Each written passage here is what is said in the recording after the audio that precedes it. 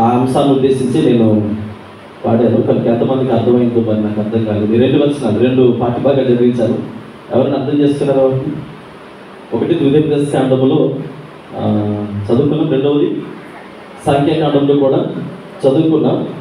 ద్వితీయోపదేశ కాండం 19వ అధ్యాయము 5-6 వచనాలు, అదే రీతిగా సంఖ్యాకాండము 35వ అధ్యాయము 22-23 వచనాల్లో కూడా ఒక సంఘటన లేదా సందర్భాన్ని దైవజనుడు పరిచయం చేస్తూ ఉన్నాడు. బైబిల్ గ్రంథాన్ని ఇదివరకు నేను కొన్ని విషయాల్లో ఎలా ఉండేదంటే నాకు తెలిసిన విషయం, ఒక అంశాన్ని లేదా ఒక సందర్భాన్ని తీసుకొని ఈరోజు శుక్రవారం కదా ఏదో ఒక విషయాన్ని మీకు బోధించేసి ఆమెను అనేస్తే సరిపోతులే అన్నట్టుగా ఉండేది. అయితే ఈనాటి సంఘాలలో పరిస్థితి వాటి యొక్క కాలక్రమేణా ఎలా అవుతుందంటే, బైబిల్ మీద గ్రిప్ ఉన్నవారు లేదా బైబిల్ని క్రమంగా చదువుతున్నవారు లేదా సెక్యులర్గా కొద్దిపాటి ఎడ్యుకేషన్లో అంటే బాగా అభివృద్ధి చెందినవారు లేదా బయట కల్చర్ మీద గ్రిప్ ఉన్నవారు, వారి పరిస్థితి ఎలా ఉంటుందంటే ఇటు బైబిల్ని చదువుతూ లోకాన్ని కూడా అన్ని విషయాలు నేర్చుకుంటూ కొంతమంది బాగానే అభివృద్ధి చెందుతూ ఉన్నారు. అయితే నిజానికి మనకు అర్థం కాని విషయం ఏంటంటే, బైబిల్ ఎవరైతే చదువుతారో, బైబిల్ ఎవరైతే ధ్యానం చేస్తారో, ఈరోజు బైబిల్ నీకు నీ హృదయంలో భద్రపరచబడినప్పుడు ఖచ్చితంగా లోకంలోనికి ఏదైనా ఎక్కడైనా మీరు అబ్జర్వ్ చేయండి. రోడ్లు కనుక్కునే విధానం కానీ, లేదా ఇప్పుడు మనం తారు ఉపయోగించేటువంటి విధానం కానీ, లేదా మనం వెళ్ళేటువంటి ఫ్లైట్స్ కానీ, లేదా ట్రైన్స్ కానీ, మనం చదివేటువంటి బుక్స్ కానీ, న్యూస్ పేపర్స్ కానీ, లేదా ప్రతీది కూడా ఈరోజు సమాజంలో ఇంత స్వతంత్రంగా స్త్రీలు బయటకు వచ్చి చదువుకోగలుగుతున్నారు. ఇంత చక్కటి వస్త్రధారణతో డైరెక్ట్ అంటే మీకు ఏ విధమైనటువంటి రిస్ట్రిక్షన్స్ కండిషన్ లేకుండా బయటకు రాగలుగుతున్నారు అని అంటే, ఒకనాటి క్రైస్తవ ప్రపంచంలో అనేక మంది దైవజనులు బయట వారు కూడా ఉన్నారు. అంటే బైబిల్ మీద అవగాహన కలిగిన వారు. నేను ఎందుకు ఈ మాట మీకు చెప్పాలనుకుంటున్నానంటే, బైబిల్ అనేక జీవితాలను కడుతుంది అన్న ఏ విధమైనటువంటి అనుమానము లేదు. కనుక ఇటు సెక్యులర్గా ఎడ్యుకేషన్ ఉన్నా లేకపోయినా, నిజానికి అనుకుందాం పరిక్రమలో బైబిల్ చదవడం రాదు, లేదంటే నాకు అసలు నేనేం చదువుకోలేదు, కానీ సంవత్సరాల తరబడి దేవుని సన్నిధిలో నేను ఉంటున్నప్పుడు ఇక్కడ దైవజనులు ఏం చేస్తారు? దైవజనులు వారానికి 2-3 సార్లు బోధిస్తూనే ఉంటారు. నిజానికి 119 కీర్తనలో లేదా కొన్ని వచ్చిన 23 కీర్తనలో ఏముందో నాకు తెలియదు, నేను చదువుకోలేదు కాబట్టి 23 కీర్తనలో మొదటి నుంచి 6 చరణాలు ఉంటాయి. అయితే మొదటి చరణంలో ఏమనుంది? యెహోవా నాకు కాపరి అని ఉంది. అంటే నేను చదువుకోలేదు కాబట్టి 23 కీర్తనలో ఏముందో నాకు తెలియదు, కానీ సంవత్సరాల తరబడి దేవుని వాక్యాన్ని వింటున్నాను కనుక ఖచ్చితంగా 23 కీర్తన అనేటప్పటికీ మనకు చదువు ఉన్నా లేకపోయినా మన మైండ్లో ఒకటి ఖచ్చితంగా ఆ 6th సెన్స్ అనేది తట్టి లేపాలి. 23 కీర్తన అనగానే యెహోవా నా కాపరి అని ఆదికాండం మొదటి అధ్యాయంలో ఏముందంటే భూమి నిరాకారంగా శూన్యంగా ఉంది. అంటే ఖచ్చితంగా కొన్ని వచనాలు చదువు ఉన్నా లేకపోయినా మన జీవితానికి చాలా అవసరము. అంటే ఇది నేను అర్థం చేసుకున్న తర్వాత నేను మీ ముందు కొన్ని విషయాల్ని ఉంచడానికి ఇష్టపడుతూ ఉన్నా. మీరు ఎప్పుడైనా అబ్జర్వ్ చేస్తలేదు, వాక్యాన్ని మీకు ప్రకటిస్తున్నప్పుడు మీకు మాత్రమే కాదు, నేను నేర్చుకుంటూ మీకు చెప్తాను. ఎప్పుడైనా గమనించారా? నేను నేర్చుకుంటూ 1కి 10 సార్లు దాని మీద నేను రీడ్ చేసిన తర్వాత, నేను చదివిన తర్వాత నేను నేర్చుకొని ఏ దైవజనుడైనా చెప్పనివ్వండి, లేదు ఏ పుస్తకంలో నుంచి అయినా, లేదు ఎక్కడి నుంచి నేను క్రోడీకరించి దాన్ని నేను నేను అన్వయించుకున్న తర్వాత మేము ముందుకు తీసుకొస్తాను. అందుకే నేను ప్రార్థన చేసేటప్పుడు వ్యక్తిగతంగా దేవుని సన్నిధిలో నేను ఎలా గడుపుతానంటే, ప్రభా నేను సమృద్ధిగా తిని తృప్తి పొందిన తర్వాత మిగిలినది నీ బిడ్డలకు విరిచి వడ్డించేటట్టు సహాయం చేయ ప్రభా. అంటే నేను తిని తృప్తి పొందా, నా కడుపు నిండకుండా నేను తీసుకొచ్చి మీకు పెట్టాను అనుకోండి, దానివల్ల ఏ విధంగా ప్రయోజనం ఉండదు. పౌలు అంటాడు కదా, అయ్యా ఇతరులకు బోధించిన తర్వాత నేనే భ్రష్టుడినైపోతానేమో అని పౌలు గారు అంటారు. అందుకని నేను తిని తృప్తి పొందిన తర్వాత నేను మీకు విరిచి వడ్డించేవాడిగా ఉండాలి. అంటే ఆత్మీయ తండ్రిగా నేను మీ నుంచి కోరుకునేది ఏంటంటే, నేర్చుకునే ప్రతి లేఖన భాగము, ప్రతి వచనము మనం ఒక్కసారి దృష్టి వచ్చినప్పుడు లేదా ఒక దగ్గర మనం జాగ్రత్తగా పొందుపరుచుకున్నప్పుడు ఖచ్చితంగా మనకు ఒక రోజు ఉపయోగపడుతుంది, చదువు ఉన్నా లేకపోయినా. అంటే ఆ వాక్య భాగం ద్వారా ఏం నేర్పిస్తున్నాడు దైవజనుడు అనే విషయాన్ని ఖచ్చితంగా మీ హృదయంలో పొందుపరుచుకోవాలని దేవుని సేవకుడిగా నేను మీతో మాట్లాడుతున్నాను. చూడండి, ఈరోజు చదవబడినటువంటి లేఖన భాగంలో ఇటు ద్వితీయోపదేశ కాండము కానీ సంఖ్యాకాండం కానీ మనం జాగ్రత్తగా గమనించినప్పుడు, ద్వితీయోపదేశ కాండము అనేది కన్నారు. ద్వితీయోపదేశ కాండం అంటే రెండవసారి బోధించేదాన్ని. అంటే రెండవసారి ఏం బోధిస్తూ ఉన్నాడు దేవుడు? నిర్గమకాండంలో ఆల్రెడీ పర్వతం మీద దేవుడు మోసేకి బోధించాడు. అంటే దేవుడు బోధించాడు అంటే నేర్పించాడు. మనకు అర్థమయ్యే భాషలో మాట్లాడుకుందాం. బైబిల్ గ్రంథంలో ఆజ్ఞలు కట్టడలు అవన్నీ కాకుండా దేవుడు అన్నాడు, మోసే మీరందరూ ఏం చేయాలంటే మీరు ఇలా నడవండి అని చెప్పాడు. అంటే సరే ప్రభు అన్నారు. అలా నడుస్తూనే నిర్గమకాండంలో వారు నేర్చుకున్నటువంటి పాఠాలు ఏవైతే ఉన్నాయో, మాటలు ఏవైతే ఉన్నాయో కొద్దిపాటి ఒడిదొడుకులు వచ్చి పడిపోయారు. ఒడిదొడుకులు వచ్చి పడిపోతే నిలబడిన వారు, నేర్చుకున్న వారు, అక్కడక్కడ అడపదడప వారు అందరినీ మరలా అందరినీ తీసుకుని వచ్చిన తర్వాత అంటే మోసే కాలంలో దేవుడు నేర్పించాలనుకునేది ఏంటంటే వారు ఎన్నిసార్లు పడిపోయినా మరలా వారికి ఏం చేయాలి, నేర్పించాలి. ఇప్పుడు మరలా ద్వితీయోపదేశ కాండము అంటే చూడండి, ఆది కాండము, నిర్గమకాండము, లేవి కాండము. అంటే ఇప్పుడు ఆది కాండము సృష్టి యొక్క క్రమాన్ని మనకు నేర్పిస్తుంది. నిర్గమకాండం అనగా మరి బంధకములలో ఉన్న వారికి విడుదలను, అంటే నిర్గమము అంటే ప్రయాణమే వెళ్ళిపోవడం, ప్రత్యక్షత. దేవుడు ప్రత్యక్షమయ్యాడు, వారు నడిపించుకుని వచ్చేసాడు బానిసత్వంలో నుంచి. లేవి కాండం అనేటప్పటికీ వారికి ఒక క్రమాన్ని నేర్పించాడు. దేవుని మందిరం ఎంత ఉండాలి, ఎలా ఉండాలి, ఎవరు పరిచయం చేయాలి, ఎవరు సేవకులుగా ఉండాలి, ఎవరు యాజకులుగా ఉండాలి, ఎవరు ఎక్కడ ఉండాలి అని వారికి కొన్ని సరౌండింగ్స్ అనేవి, ఏ పాపం చేస్తే ఏ విధమైనటువంటి పనిష్మెంట్ ఉందో లేవి కాండంలో నేర్పించాడు. ఇటు సంఖ్యాకాండానికి వచ్చేటప్పటికి ఒక్కొక్క వంశావళి అంటే 12 గోత్రాలు ఉన్నాయి కదా, ఈ 12 గోత్రావళిలో వారు అంటే దేవుడు అనుకున్నాడు ఇప్పుడు యాకోబు తర్వాత యాసోబు వీరి యొక్క వంశావళి ఇస్సాకు, ఆ 12 గోత్రాలు తీసుకొని వచ్చి యాకోబు నీ 12 కుమారులు ఉన్నారు కదా, ఇప్పుడు 12 గోత్రాలని ఒక్కొక్క గోత్ర కర్తలు ఎంతమంది ఉన్నారు అంటే ఏటు చెట్టు లేవికాండం సంఖ్యాకాండం అంతా కూడా ఒక క్రమాన్ని మనం నేర్చుకుంటాం. ద్వితీయోపదేశ కాండం వచ్చేటప్పటికి పంచ గ్రంథాలలో చివరి గ్రంథము ద్వితీయోపదేశ కాండము. అంటే ఒకవేళ మర్చిపోయారేమో అంటే దాదాపు మీరు గమనించండి, నిర్గమకాండం దగ్గరికి అంటే నిర్గమకాండం దగ్గర నుంచి ద్వితీయోపదేశ కాండం దగ్గరికి వచ్చేటప్పటికి చాలా సంవత్సరాలు అయిపోయింది. అంటే మనకి మందిరానికి కొన్ని కట్టడలు ఉంటాయి, కొన్ని దాన్ని ఏమంటారంటే కాన్స్టెంట్ అంటాం. బాప్టిస్ట్ సంఘానికి లేదా మన సంఘానికి, మిగతా సంఘాలు పక్కన పెట్టండి, పలాస జేఎస్ఎంబి బాప్టిస్ట్ చర్చ్ అనేటప్పటికి ఒక కాన్స్టెంట్ ఉంటుంది. అంటే అయ్యా మా ప్రార్థన సహవాసం ఇలా ఉంటుంది, మాకు కావాల్సిన దైవజనుడు ఇలా ఉండాలి, మా సంఘ విశ్వాసుల క్రమం ఇలా ఉండాలి, పాటలు ఇవి పాడాలి, లేదంటే ప్రార్థన ఎంతసేపు చేయాలి. అంటే మనం ఏం చేస్తాం అంటే ఒక్కొక్క చట్టాన్ని మనం సొంతంగా రాసుకుంటాం. ఒక్కొక్క సంఘానికి ఒక్కొక్క చట్టం ఉంటుంది. అంటే అలాగే మన సంఘానికి ఒక చట్టం ఉంటుంది. అలాగే ఇప్పుడు దేవుడు నేర్పించినటువంటి క్రమాన్ని కొన్ని సంవత్సరాలు అయిపోయింది. ఎప్పుడో నిర్గమకాండంలో చెప్పాడు, అయిపోయింది. ఇప్పుడు ద్వితీయోపదేశ కాండానికి వచ్చేటప్పటికి దేవుడు మరలా వారిలో చిన్న చిన్న లోపాలు చూస్తూ ఉన్నాడు. అందుకే మీరు గమనించండి, దేవుడు అంటాడు మీరు లోపలికి వచ్చేటప్పుడు దీవించబడతారు, వెలుగులకు వెళ్ళేటప్పుడు దీవించబడతారు. ఇవన్నీ మనం ఒకసారి పక్కన పెడతాం. ఈ దీవులన్నీ పక్కన పెడితే ఇస్సాకుని దేవుడు ఎలా ఆశీర్వదించాడు, గెరారు దేశంలో ఇస్సాకును అంటే తనను బట్టి గెరారు దేశాన్ని ఆశీర్వదించాడు, అబ్రహామును దేవుడు ఆశీర్వదించాడు, యాకోబును దేవుడు ఆశీర్వదించాడు. అంటే ఇప్పుడు ఇంట్లోకి వచ్చేవారు వెళ్ళేవారు దీవించబడతారని ఈ తరానికి ఎలా తెలుసు? ఆల్రెడీ మీ తాతలు ముత్తాతలు అనేవారు ఏం చేయబడ్డారు, దీవించబడ్డారు. దేనిని బట్టి దీవించబడ్డారంటే నా మందిరంలో నా సన్నిధిలో ఒక క్రమం ఉంది. హల్లెలూయా. అంటే ఈ క్రమాన్ని ఎవరైతే పాటిస్తారో ఖచ్చితంగా మీ బ్రతుకులు ఏమవుతాయి, ఆశీర్వదించబడతాయి. అంటే ఈ 5 ఖండాలని పంచ గ్రంథాలు అంటారు, అంటే దేవుని యొక్క ధర్మశాస్త్రము. ఇప్పుడు ఈ యొక్క క్రమాన్ని మనం నేర్చుకుంటే సంఖ్యాకాండములో ఒక పాఠ్య భాగము, అదే రీతిగా ద్వితీయోపదేశ కాండములో ఒక పాఠ్య భాగము. చూడండి, ద్వితీయోపదేశ కాండము 19వ అధ్యాయము 5-6 వచనాల్లో పొరపాటున వారిని చంపిన యెడల అనగా ఒకడు చెట్టు నరుకుట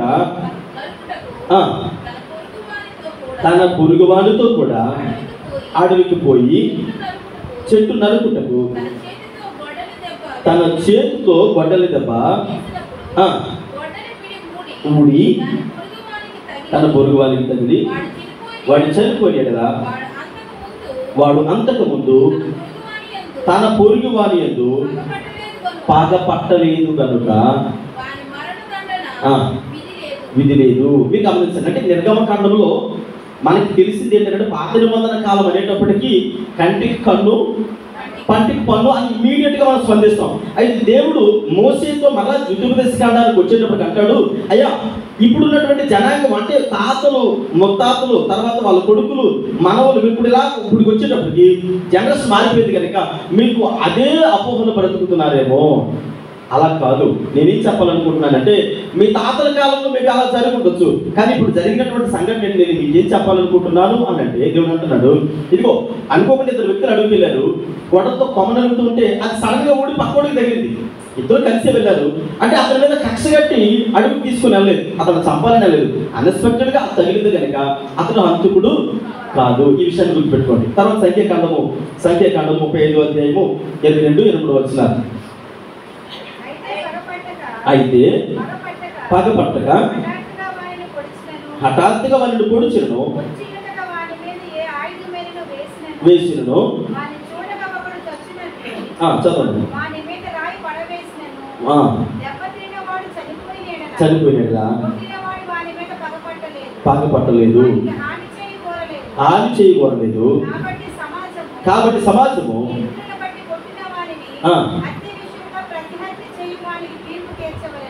చాలు. అంటే ఇక్కడ కూడా సంఖ్యాకాండంలో ఏం చెప్తున్నాడంటే, అయ్యా ఇది సడన్గా జరిగింది, ఇక అనుకోకుండా ఏదో కొన్ని సందర్భాలు చూడండి, ఒకేదాని ఇంట్లో ఏదో తీసి వెళ్ళిపోతుంది అనుకోండి, రాయి తీసుకొని కోపం తట్టుకోలే కలిగిస్తే ఆ పక్క సైలెంట్గా తప్పించుకొని వెళ్ళిపోతుంది, ఆ పక్కన వెళ్ళి ఎవరికొరికి తగిలేస్తుంది కదండి. అంటే కొన్ని సందర్భాల్లో ఇలాంటి సంఘటనలు కూడా జరుగుతూ ఉంటాయి. అందుకనే ఈయన ఏమంటున్నారంటే, ఇది అనుకోని చేసినటువంటి సందర్భం కాదు కనుక వారిని ఏం చేయాలి, ఖచ్చితంగా క్షమించాలి. కాబట్టి దేవుని బిడ్డలుగా మన జీవితాలలో ఇక్కడ నేర్చుకోవాల్సినటువంటి పాఠ్యభాగం ఏంటంటే, లేదా పాఠం ఏంటంటే, మన జీవితాలలో పాత నిబంధన కాలంలో దేవుడు నేర్పించాలి అనుకున్నటువంటి క్రమము అన్ఎక్స్పెక్టెడ్గా జరిగింది. ఆ ఫ్యామిలీలో కోపం ఉంటుంది, ఆ వ్యక్తికి కక్ష ఉంటుంది, ఖచ్చితంగా మన నాన్నగారిని చంపేశారు అనేటువంటి కోపం ఉంటుంది కనుక ఆ వ్యక్తిని ఒకవేళ కోపం తట్టుకోలేక అవతల వ్యక్తి దాడి చేస్తే ఆ వ్యక్తి ఏం చేయాలి, మరి అనుకోకుండా జరిగింది. కొన్ని సందర్భాల్లో మీకు అర్థమవడం చెప్తాను. మనం ఏమనుకుంటామంటే, మన భక్తి మీద మనకి నిగ్రహ శక్తి అంటాం కదా. టీవీ ముందు కూర్చుంటాం, టీవీ ముందు కూర్చున్నప్పుడు ఇంట్లో ఒక చర్చ వెళ్ళారు, ఒక్కరే ఇంటి దగ్గర ఉన్నాం, చక్కగా ఇంటి దగ్గర వంట అయిపోయింది, లేదంటే అన్నీ అయిపోయిన తర్వాత టీవీ ముందు కూర్చున్న తర్వాత ఏదో ఛానల్ వస్తుంది, అందులో బ్రేక్ వచ్చింది. అప్పుడు ఏం చేస్తాం, ఏదో మాట్లాడుకుంటాం, ఇంకొక ఛానల్ మారుస్తాం, అందులో ఇంకేదో మూవీ వస్తుంది, చేసి చూడకూడదు అని మార్చి ఇంకో ఛానల్లో కూడా ఇంకో మూవీ వస్తుంది, ఇంకొక ఛానల్లో, అంటే ఏ ఛానల్ పెట్టినా మూవీ వస్తుంది అనుకోండి, ఏం చేస్తాం, చూస్తాం. అంటే ఇప్పుడు మనం ఏం చేస్తూ ఉన్నాం, కావాలని మనం సీడీ పెట్టుకొని తీయలేదు. అలాగే పాస్టర్ గారు చెప్పారు కాబట్టి ఈసారి పెట్టుకొని చూడొచ్చు అనుకుంటున్నారు ఏమో చాలా మంది. అది కాదు నేను నేర్పించాను, జాగ్రత్త గమనించాను. అంటే ఛానల్ కూడా అటు నుంచి వస్తే మేమేం చేస్తామంటే మీరే కదా అన్నారు అని మరి నా మీద దొరికారు. చూడండి ఇక్కడ జాగ్రత్త గమనించండి, ఆ వ్యక్తి కావాలని చేయలేదు కాబట్టి ఆ వ్యక్తి తప్పు కాదు. ఇప్పుడు ఇతను ఏం చేయాలనంటే, అవతల వ్యక్తి దాడి చేయక మునిపే ఇతను దేవుని సన్నిధిలో పశ్చాత్తాపం చెందాలి. అయ్యా అలా పశ్చాత్తాపం చేస్తూ ఒక వ్యక్తిని కట్టుతో పొడిచేసి అనుకోకుండా అలా వాళ్ళ ముందు ఇంటి ముందుకు వెళ్ళి మోకరించి తప్పు అయిపోయిందంటే అంటే ఊరుకుంటాడా, తునకలకు అక్కడే నరికేస్తా. అంటే ఇప్పుడు ఇతను ఏం చేయాలా, ఒక ప్రదేశం ఉంది. ఇక్కడ మనం చదువుకున్నటువంటి లేఖన భాగంలో ఏంటి ఆ సందర్భం అంటే, పాత నిబంధన కాలంలో దేవుడు కొన్ని ఆశ్రయపురాలని కట్టించమని చెప్పాడు. ఆశ్రయపురం దేనికి సాదృశ్యంగా ఉంది, యేసుక్రీస్తు ప్రభుల వారికి సాదృశ్యంగా ఉంది. అంటే ఆనాటి కాలంలో అనుకోకుండా జరిగినటువంటి సంఘటనలు ఎక్కువ, కోపోద్రేకాలు లేదంటే ఆవేశాల వలన చాలా భయంకరమైనటువంటి దుస్థితులు జరిగేవి కనుక ఒక వ్యక్తి ఇంకొక వ్యక్తిని అనుకోకుండా చెప్పాడు, కావాలని చంపలేదు, కావాలని చంపిన సందర్భాలు కూడా ఉన్నాయి. అదే నేను చెప్తున్నాను కదా, కావాలని చూసినటువంటి సందర్భాలు ఉన్నాయి, అన్ఎక్స్పెక్టెడ్గా వచ్చినటువంటి సందర్భం ఉంది. ఇప్పుడు పదే అదే పనిలో ఉన్నాం అనుకోండి, దేవుడు అన్నాడు, నువ్వు చేసినటువంటి తప్పిదము దేవుడి సన్నిధిలో ఒప్పుకుంటే మరి ఎన్నడూ కూడా నేను జ్ఞాపకం చేసుకోను అని 1 యోహాను రాసిన పత్రికలో ఉంది. అంటే నేను తిరిగి జ్ఞాపకం చేసుకోను అన్నాడు. దేవుడు జ్ఞాపకం చేసుకొని అన్నాడు కదా, అది నేను అయిపోయింది చెప్పేసి మళ్ళీ ఈ రోజు అదే పని చేసి రేపు అదే పని చేసి పడుకునే ముందు ప్రార్థన చేసుకుంటే ఈ రోజు పాపంతా కూడా దేవుడు ఏం చేస్తాడు, ఇక జ్ఞాపకం చేసుకోడు అనేటువంటి ప్రభుత్వం కూడా లోకంలో లేకపోలేదు. ఇక్కడ జరిగినటువంటి సందర్భం ఏంటంటే, ఆశ్రయపురాలు ఉన్నాయి. అయితే ఆశ్రయపురం ఎవరు అనంటే, మనము ఆశ్రయించినటువంటి యేసుక్రీస్తు ప్రభుల వారు. పాత నిబంధన కాలంలో దేవుడు నేర్పించే క్రమం అదే.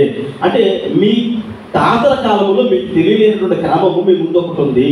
అన్ఎక్స్పెక్టెడ్గా ఏదో తప్పు చేశారు, ఏ తప్పు అనేది మనం పర్టికులర్గా చెప్పలేము. మన జీవితంలో కూడా వ్యక్తిగతంగా చిన్న చిన్న లోపాలు ఉన్నాయి. ఇప్పుడు చేసిన తర్వాత దాన్ని కడుక్కోవడానికి ఎక్కడికి వెళ్ళాలి, ఆశ్చర్యపరమైనటువంటి క్రీస్తు దగ్గరికి వెళ్ళాలి. యేసుక్రీస్తు ప్రభువు వారి దగ్గరికి వెళ్ళి, అయ్యా నా బ్రతుకులో ఈ పాపం ఉంది, నేను ఆశ్చర్యపరమైన పాదముల చెంత గోజాడుతూ ఉన్నాను అని యేసు ప్రభు వారి పాదముల చెంతకు వెళ్ళినప్పుడు ఆయన తన రక్తము ద్వారా నిన్ను కడిగి తన కబంధ హస్తాలను బంధిస్తాడు. అపవాదికి నీ మీద ఏ విధమైన అధికారం లేకుండా అపవాది మీద దాడి చేయదు. ఇంకా ఎందుకు దాడి చేయదంటే, చాలా మంది నేను కొన్ని సందర్భాలు వింటూ ఉన్నాను. ఒక తల్లిగారు నాకు నిన్న ఒక 2 days క్రితం కలిశారు. అయ్యా మేము పుట్టి క్రైస్తవులు కాదు, మేము అన్యులు అండి అన్నట్టు నేను కూడా చెప్పానమ్మా, మంచిది, దేవునికి స్తోత్రం అని. పుట్టి క్రైస్తవులు కాదండి, మేము మధ్యలో దేవుని అంగీకరించాం. అయితే ఇప్పటికీ కూడా అపవాదిగా నేను వెంటాడుతూ ఉన్నాడు అని అంటే ఆవిడ ఎవరిని ఆశ్రయించలేదు. నేను ఇమీడియట్గా చెప్పాను, అమ్మా ఒక పని చేయండి, అపవాదిగాడికి మీ మీద దాడి చేసే అవకాశం మీరు కల్పించాలంటే మీరు ఆశ్రయించవలసిన వ్యక్తిని పరిపూర్ణంగా ఇంకా ఆశ్రయించలేదు. మీరు క్రీస్తు పాదముల చెంత గోచాడుతూ క్రీస్తు రక్తంలో పరిపూర్ణంగా కడగబడితే మీ మీద అపవాదిగాడికి ఏ విధమైన అథారిటీ ఉండదు. ఎందుకని క్రీస్తు రక్తంలో కడగబడిన వారికి, అందుకని అంటే యేసు ప్రభు వారి దగ్గర ఉన్నవాడికి అపవాదిగాడికి ఏ విధమైనటువంటి యోగ్యత అర్హత లేదు అని చెప్పారు. అంటే కొంతమంది రెండు పడవల ప్రయాణం చేస్తూ ఉంటారు, ఇటు లోకములోనే ఉంటారు, అటు దేవునిలోనే ఉంటారు. ఇటు అటు తిరిగి అంటే తొలగిసిరాడేటువంటి ప్రయాణము దేనికి చెందకుండా తెలుసా? మీకు ఈ కథ తెలుసా? రెండు పడవల ప్రయాణం తెలుసా? రెండు పడవల ప్రయాణం ఎప్పుడైనా చూడండి ఎలా ఉంటుంది అంటే ఎటు కాకుండా మధ్యలో మునిగిపోతారు, అగాధంలో పడిపోతారు. అందుకని ఉంటే లోకంలోనే ఉండాలి, లేదా అదే మంచిది. అంటే అటు ఇటు కాకుండా కొంతసేపేమో పూజలు పునస్కారాలు, కొంతసేమో నేను అన్నానమ్మా మీరు పరిపూర్ణంగా దేవుడిని ఆశ్రయించలేదు. దేవుడిని ఎప్పుడైతే ఆశ్రయించారో లోకానుసారమైనటువంటి ఆలోచన మీ మధ్యలోనికి రాదు.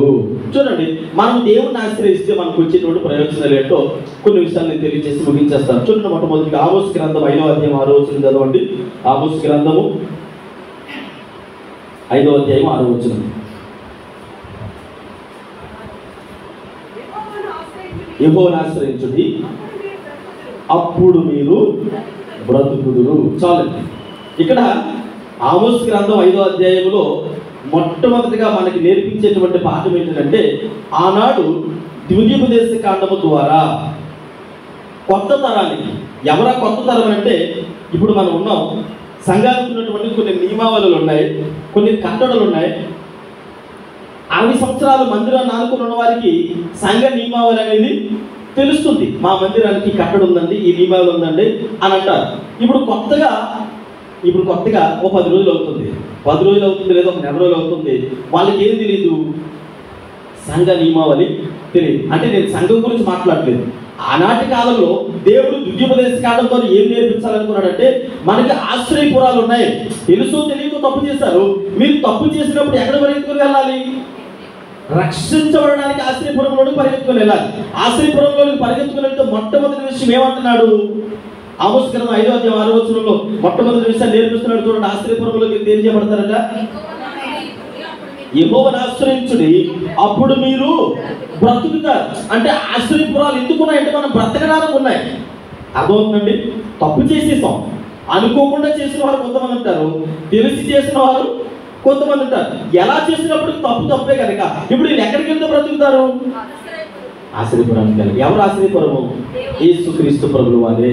యేసుక్రీస్తు ప్రభుల వారు మనకి ఆశ్రయపురంగా ఉన్నారు కనుక ఆయన చెంతకు వెళ్ళినప్పుడు ఆయన ఖచ్చితంగా మనలో బ్రతికించేటువంటి దేవుడని లేఖన భాగాలు తెలియజేస్తూ ఉన్నాయి. చూడండి, నిర్గమకాండము 21వ అధ్యాయము 13వ వచనంలో చదివితే, నిర్గమకాండము 21వ అధ్యాయము 13వ వచనం చదవండమ్మా. అయితే వాడు చంపవలనని పొంచి ఉండని జరిగిన ఎడల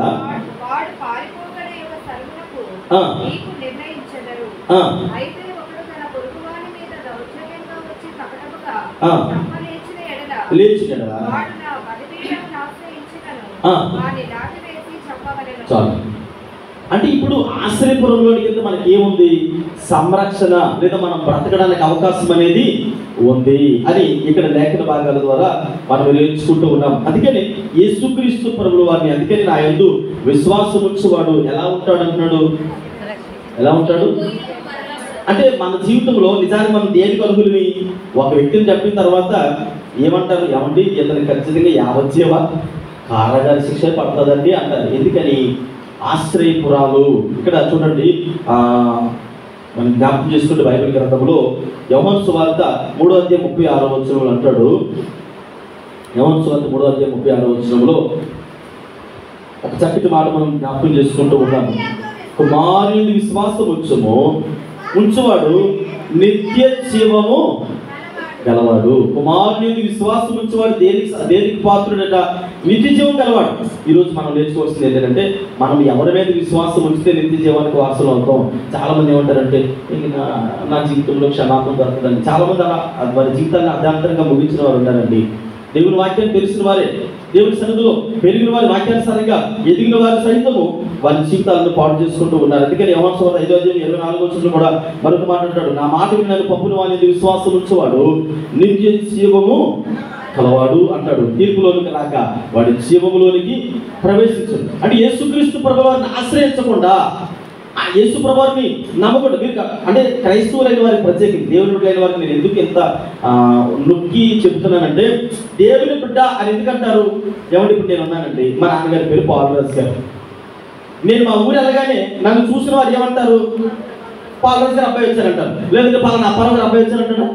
ఎందుకని నా తండ్రి ఎవరో నాకు కేవలం అడ్రస్ ఏంటో నాకు తెలుసు. ఇప్పుడు మనల్ని చూసిన వారు అమ్మవారికి సంబంధులా లేదంటే దేవునికి సంబంధులా ఎలా నిర్ధారించగలరు?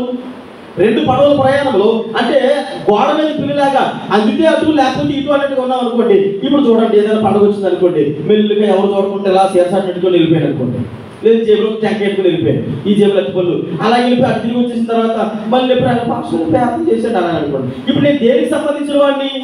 నేను ఆశ్చర్యపురానికి అర్హుడినేనా? అంటే ఇప్పుడు దేవుడు అంటాడు, ఇదిగో మీ తాతలు ఏం చేస్తారో మీరు అలా చేయకూడదు, మీకంటూ ఆశ్చర్యపురాలు ఉన్నాయి. ఎందుకు ఆశ్చర్యపురం అంటే, ఆశ్చర్యపురం ఎవరు అంటే ఈనాడు కొత్త నిబంధన కాలంలో యేసుక్రీస్తు ప్రభులు వారే. యేసు ప్రభుని ఆశ్రయించకపోతే పర్లేదండి, నేను ఎలా తిరిగి వచ్చేసిన యేసు మంచి దేవుడు క్షమించేస్తాడంటే ఆయన క్షమించే దేవుడు కాదు.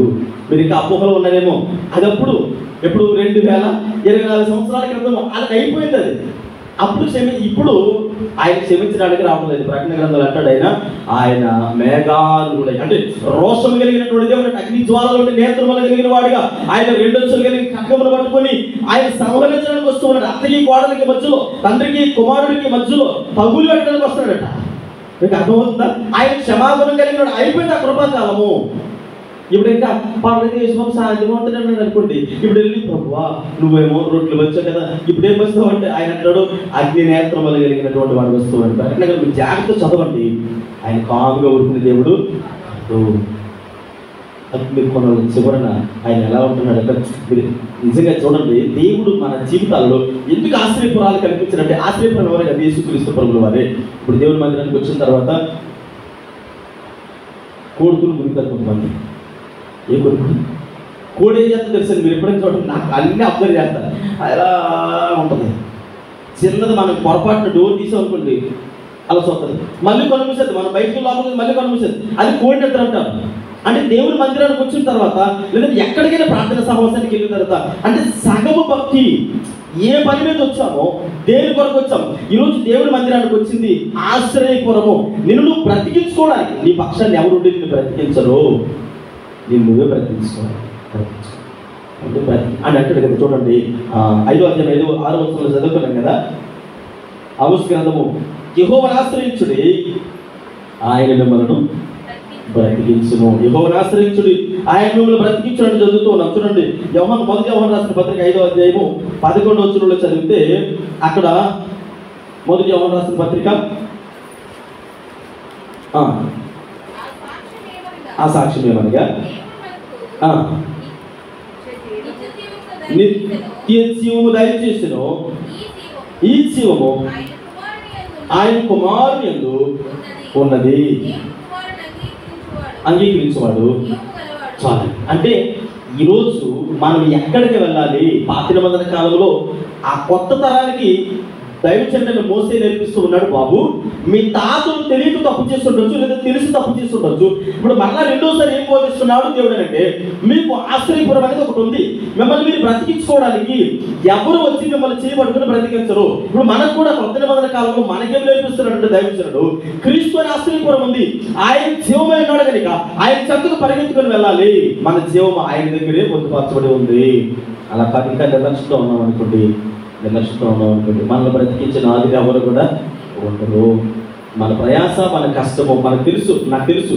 మీ భక్తి, మీ సహవాసము, మీ ప్రార్థన జీవితము, దేవుడి సముఖంలో ఆహారాత్రులు ప్రయాసపడేటువంటి ఆ భక్తి జీవితాన్ని కూడగట్టుకొని ఏదో కొద్దిగా దేవుడి సన్నిధిలో ఆయన నిత్యరాజ్యాన్ని సంపాదించుకోవాలని ప్రయాణం అవుతూ ఉన్నారు. బాగానే ఉంది. అయితే ఒకవేళ మన జీవితాల్లో చిన్న చిన్న పొరపాట్లు తెలుసో తెలియక చేస్తూ ఉంటాం, జనరల్గా జరుగుతూ ఉంటాయి. అయితే ఈరోజు మనం ఎక్కడికి వెళితే దానికి ప్రక్షాళన ఉంది అని అంటే క్రీస్తు అనే ఆశ్రయపురం దగ్గరికి వెళ్ళి, అయ్యా నీవు నా ఆశ్రయం కనుక నేను నీ చెంతనుంటాను అనంటే ఆయన అంటాడు కదా, నేను ఎవరిని కూడా త్రోసివేసే దేవుడును కాదు, నా దగ్గరికి చేర్చుకునే దేవుడు అంటాడు ఆయన. అందుకని మన ప్రయాసం, మన కష్టాన్ని చూస్తూ ఉన్నాడు. గత ఆదివారం తెలియజేశాను, ఒక్కసారి ప్రయత్నం చేసి చూద్దాం. ఆశ్రయం అంటే మన జీవితంలో లోపాలను సరి చేసుకుంటూ, అయ్యా నీ చెంతగా రావచ్చా అని అంటే వద్దు, అర్హుడు కాదు అనేటువంటి దేవుడు కాదు, మనం చేర్చుకునే దేవుడు కనుక. ఇక్కడ చూడండి ఆయన అంటాడు కదా, అందుకని ఏ ఒక్కరిని కూడా తోసివేసేటువంటి దేవుడు కాదు. మొట్టమొదటి విషయం ఏంటంటే ఆశ్రయపురాలు ఎందుకు ఉన్నాయి? మొదటి ఏంటి? మనల్ని బ్రతికించడానికి. రెండో విషయాన్ని చూడండి, ఇర్మియా గ్రంథం 17వ అధ్యాయం 17వ వచనం చదవండి. ఇర్మియా గ్రంథము 17వ అధ్యాయం 17వ వచనంలో చదివితే మరొక మాట మనం జ్ఞాపకం చేసుకుంటూ ఉన్నాము. ఇర్మియా గ్రంథము 17వ అధ్యాయం, ఆపత్కాలమందు నీవు నా ఆశ్రయము, నాకు అధైర్యము పుట్టుకొకము.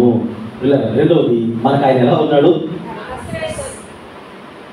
చదువున మాట చదవండి. ఆపత్కాలమందు అంటే ఆపత్కాలమందు ఒకటేమో బ్రతికించే దేవుడు, రెండోది ఆపత్కాలమందు మనకి ఎలా ఉన్నాడు? సహాయకుడిగా. లేదంటే ఇక్కడ చూడండి, ఈ మాట మనకి సహాయం చేసేవాడిగా ఉన్నాడు. ఆపత్కాలమందు నీవే నాకు, మనకు సహాయం చేసేవారు ఎవరు? ఆపద వచ్చింది. మీకు అర్థమవడానికి మీకు అర్థమయ్యే ఒక 2 విషయాలు చెప్తాను. చూడండి, ఒకనొక సమయంలో ఇశ్రాయేల్ ప్రజల మీద అసూరీలు వచ్చారు. ఇశ్రాయేల్ ప్రజలు అంటే ఇస్కియా మీదకి ఎప్పుడైతే అసూరీలు అందరూ బయలుదేరుస్తారో, ఈయన పరుగుపరుగుని దేవుడి సన్నిధికి వెళ్ళి ప్రార్థన చేస్తున్నాయ్యా, ఆపద నా మీద ముంచుకొస్తుందయ్యా, నన్ను ఏం చేయమంటావు అని అంటే దేవుడు తన దూతని అసూరీలు దండులోనికి పంపించి 185,000 మందిని హతం చేశాడట. అంటే దేవుడి సన్నిధిలో ప్రార్థన చేశాడు. తెలుగు రాజులు కానీ అధికారులు కానీ ఎవరిని నమ్ముకోలేదు, దేవుడిని ఆశ్రయించాడు. నాకు సహాయం చేయ, ఆపదలో ఉన్నాను, ఇబ్బందులో ఉన్నాను, శ్రమలో ఉన్నాను, నా పరిస్థితి ఏంటో నేను ఎవరిని కూడా అడగట్లేదయ్యా అన్నాడు. ఇమీడియట్గా ఇస్కియాకి దేవుడు సహాయం చేశాడు. 185,000 మందిని ఒక దూత సంహరించగలదు. ఒక దూతకున్న కెపాసిటీ 185,000 మందిని చంపేటువంటి శక్తి మరి దేవుడి దగ్గర ఉన్నటువంటి దూతలకి ఉందని బైబిల్ గ్రంథాల్లో లేఖన భాగాలు మనం జ్ఞాపకం చేసుకుంటూ ఉన్నాం. తర్వాత ఇప్పుడు ఇస్కియాకి సహాయం చేసినటువంటి దేవుడు ఆపదలో ఉన్నటువంటి ఇస్కియాకి సహాయం చేశాడు, అసూరీయుల చేతుల నుంచి విడిపించాడు. మరలా ఎర్ర సముద్రం దగ్గరికి వద్దాం. ఎర్ర సముద్రం దగ్గరికి వచ్చేటప్పటికి ఐగుప్తీయులు అందరూ పరిగెత్తుకొని వస్తున్నారు. ఆపద ముందుకయ్యా వెనక నుయ్యి అన్నట్టుగా, వెనకదేమో ఫరో సైన్యం ఉంది, ముందేమో ఎర్ర సముద్రం ఉంది. అప్పుడు ఇశ్రాయేల్ ప్రజలందరూ మోషే వైపు చూస్తూ ఉన్నారు, మోషే దేవుని వైపు చూస్తూ ఉన్నాడు. మోషేతో దేవుడు అన్నాడు, ఆపత్కాలమందు యెహోవా నమ్మదగినటువంటి సహాయం కనుక నా పరిస్థితి ఏంటయ్యా అని అంటే, ఆపద నుంచి విడిపించగలిగినటువంటి దేవుడు ఎవరు? మనం ఆశ్రయపురమైన క్రీస్తు. హల్లెలూయా.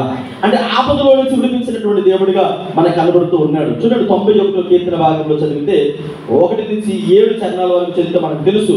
అక్కడ అనేకమైనటువంటి మాటలు మాట్లాడుతూ అక్కడ ఆయన మహోన్నతుల చాటును నివసించేవాడే, సర్వశక్తిని నీడను విశ్రమించేవాడు, ఆయన ఆశ్రయం. చాలండి. అంటే ఇప్పుడు ఆపద వచ్చినప్పుడు పరిగెత్తవలసింది ఎక్కడికి పరిగెత్తాలి? ఆపత్కాలముందు నమ్ముకోదగిన సహాయకుడు మన దేవుడైనప్పుడు ఒకటి మనల్ని బ్రతికించే దేవుడుగా ఉంటూ ఉన్నాడు.